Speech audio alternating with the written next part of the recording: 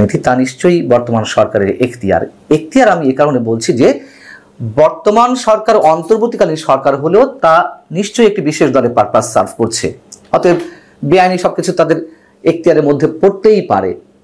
কিন্তু বেআইনি কাজেরও তো একটি সীমা আছে। আওয়ামী লীগ সরকারের সময় আমরা দেখেছি 15-15.5 বছর ধরে দু একটি ব্যতিক্রমী ঘটনা ছাড়া আওয়ামী লীগ জামাতে নেতাকর্মীরা যখনই মিছিল নিয়ে রাজপথে নেমেছে তাদের ব্যানার কেড়ে নেওয়া হয়েছে, তাদের উপর হামলা করা হয়েছে, আটক করা হয়েছে, গায়েবী মামলা দেওয়া হয়েছে। এর কারণটি কি? কারণ নিশ্চয়ই আওয়ামী সরকারের ঊর্ধ্বতর কর্তৃপক্ষের নির্দেশনা ছিল, তাই পুলিশ এই কাজগুলো করেছে। অথবা পুলিশ কখনো কখনো বা নিজ উদ্যোগে আওয়ামী বিরোধী রাজনীতিবিদদের উপরে স্টিম রোলার চালিয়েছে এই কারণেই যে তারা যতটা এই কাজ করেছে তার জন্য ঠিক সমপরিমাণ পুরস্কৃত হয়েছেন পুলিশ সদস্যরা, এবং পুরস্কৃত হয়ে তারা আরো বেশি উৎসাহিত বোধ করেছেন। ধরে আনতে বললে তারা বেঁধে নিয়ে এসেছেন। আওয়ামী লীগ তো ফ্যাসিস্ট ছিল, এই কারণেই তাদেরকে ফ্যাসিস্ট বলা হচ্ছে, তাই না? আওয়ামী লীগ তো স্বৈরাচার ছিল, এই কারণেই বলা হচ্ছে। তাহলে বর্তমান স্বরাষ্ট্র উপদেষ্টা মিস্টার জাহাঙ্গীর আলম কিভাবে এই নির্দেশনা দেন যে আওয়ামী লীগের কোনো প্রকার ঝটিকা মিছিল বের হলে বা তারা কোনো প্রকার কর্মকাণ্ড করলে তার বিরুদ্ধে পুলিশ সদস্যরা নিষ্ক্রিয় বসে থাকলে তাদের বিরুদ্ধে ব্যবস্থা নেওয়া হবে? প্রথমে বলছিলাম যে বেআইনি কাজেরও তো বা বেআইনি কাজের নির্দেশ দেওয়ারও তো একটা সীমা আছে। তাহলে কি এই সরকার স্বৈরাচারিত্ব ফ্যাসিস্ট শক্তির যে সংজ্ঞা তার সবকিছু ছাড়িয়ে যাচ্ছে?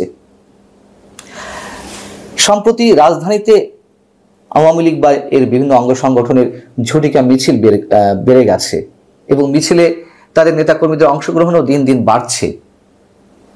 তাতে সরকারের মাথা খারাপ হয়ে গেছে। কেন মাথা খারাপ হয়ে গেছে একটু ইঙ্গিত দিয়েছি, পরে আবার একটু ব্যাখ্যা করব। তো স্বরাষ্ট্র উপদেষ্টা মিস্টার জাহাঙ্গীর আলম তিনি সাংবাদিকদের প্রশ্নের উদ্দেশ্যে শনিবার একটি অনুষ্ঠান শেষে বলছেন যে পুলিশ অলরেডি দুজনকে ধরেছে, মানে বেশ কৃতিত্ব জাহির করে তিনি বলছেন পুলিশ ধরেছে দুজনকে। অপরাধ কি ছিল তাদের? মিছিল করেছে, এই তো বেশ ভালো কথা।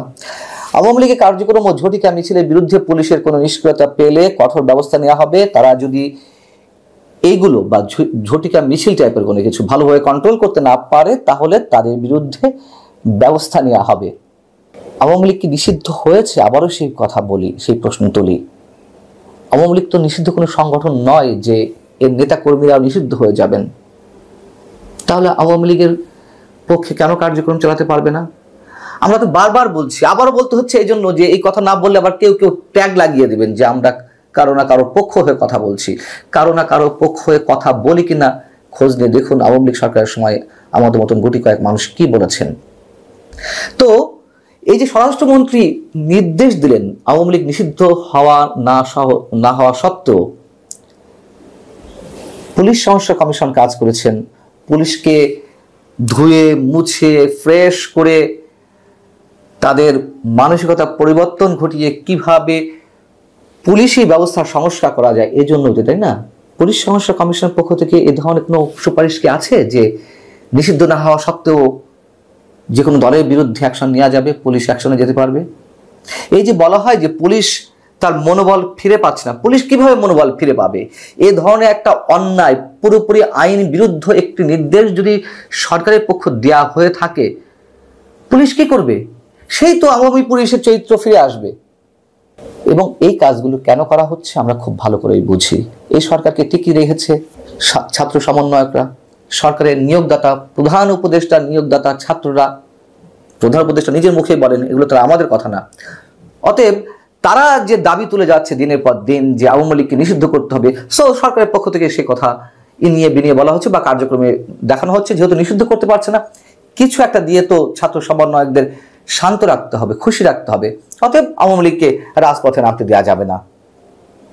আর যারা ছাত্র সমন্বয়কদের বাইরে এই কথাগুলো বলছেন বিশেষ এক শ্রেণীর বুদ্ধিজীবী গোছের লোক, বিনয়ের সঙ্গে প্রশ্ন, কিসের ভিত্তিতে আওয়ামী লীগকে নিষিদ্ধ করবেন? আওয়ামী লীগের যারা অপকর্ম করেছেন, বারবার বলি, হাজারবার বলবো, লাখবার বলবো, তাদের বিচার হোক, আইনে আওতায় আনা হোক, দৃষ্টান্তমূলক শাস্তি দেওয়া হোক, কোনো আপত্তি নেই। অথবা আওয়ামী লীগ তো আজ পর্যন্ত এখনো পর্যন্ত নিষিদ্ধ হয়নি, সেটি করেন, সেটি করার পর না বুঝবো যে এই ধরনের নির্দেশনার ভিত্তি আছে। মানে আমাদের আসলে অনেক কষ্টের মধ্যেও হাসতে হয়।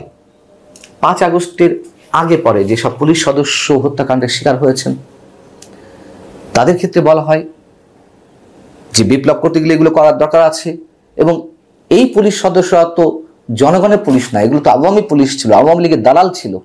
তাহলে এখন এই পুলিশ সদস্যদেরকে কাদের দালাল বানানো হচ্ছে?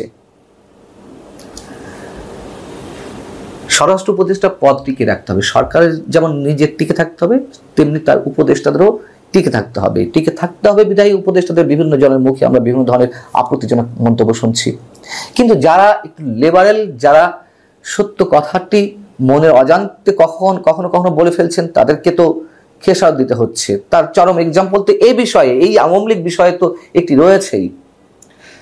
8 আগস্ট বর্তমান সরকার শপথ নিল, 12ই আগস্ট সেই সরকারের স্বরাষ্ট্র উপদেষ্টার শপথ নেওয়া ব্রিগেডিয়ার সাখাওয়াত হোসেন মন্তব্য করেছিলেন যে আওয়ামী লীগের মধ্যে অনেক ভালো লোক আছেন, তাদেরকে সামনে এনে রিফাইন করে আওয়ামী লীগকে রাজনীতিতে আসতে হবে। এই কথা কেন বলা হলো তার কারণে তো আমরা জানি যে স্বরাষ্ট্র উপদেষ্টা, তৎকালীন স্বরাষ্ট্র উপদেষ্টা ব্রিগেডিয়ার জেনারেল সাখাওয়াত হোসেনকে তার পদ থেকে সরিয়ে দেওয়া হয়েছিল। তো সেই অভিজ্ঞতা নিশ্চয়ই বর্তমান স্বরাষ্ট্র উপদেষ্টা মিস্টার জাহাঙ্গীর আলমে রয়েছেন। তিনি কি আর বিপদে পড়বেন? তিনি তো অনেক বুদ্ধিমান মানুষ। ব্রিগেডিয়ার সাখাওয়াত হোসেন না হয় মাথা মোটা মানুষ ছিলেন, সত্য কথা বলে ফেলেছেন, কিন্তু অভিজ্ঞতা তো বর্তমান স্বরাষ্ট্র উপদেষ্টা রয়েছে। অতএব তিনি কেন পদ হারাতে চাইবেন এসব কাজ না করে? এ ধরনের ঘোরতর আইন বিরুদ্ধ নির্দেশনা দিয়ে, মানে না দিয়ে কেন টিকে থাকবেন? দিয়ে টিকে থাকতে হবে। উনি চাঁদাবাজি বন্ধ করতে পারেন না, যেই চাঁদাবাজির বিরুদ্ধে মানুষ অতিষ্ঠ হয়ে গেছে, উনি আওয়ামী লীগ নিষিদ্ধ করতে আসেন, আওয়ামী লীগের নেতা কর্মীদের সব কার্যক্রম বন্ধ করতে আসেন। এবং চাঁদাবাজি কেন বন্ধ হচ্ছে না তাও বিএনপির কোনো নেতা কর্মী বলছেন। বিএনপির গায়ে অতিমাত্রায় গন্ধ মাখছে, সত্যতাও রয়েছে নিশ্চয়ই, কিন্তু যে পরিমাণ বলা হচ্ছে সেক্ষেত্রে বিএনপি যেটি বলছে যে আমাদের অনেক নেতাকর্মীর নামে অভিযোগ রয়েছে, কিন্তু এমনও কেউ রয়েছে যারা বিএনপি রাজনীতির সঙ্গে যুক্ত নন, বাট বিএনপির নাম ভাঙিয়ে তারা চাঁদাবাজি করছেন, তাদেরকে কেন ধরা হচ্ছে? অথবা বিএনপির যারা চাঁদাবাজি করছেন তাদের বিরুদ্ধে তো দলের পক্ষ থেকে কিছু অ্যাকশন নেওয়া হচ্ছে, কিন্তু সরকার কেন তাদেরকে আটক করছে না, গ্রেপ্তার করছে না? খুবই যৌক্তিক প্রশ্ন। সরকার চুপ করে আছে, মানে এগুলো করে বিএনপির বিরুদ্ধে মানুষের ক্ষোভটি জন্ম নিক।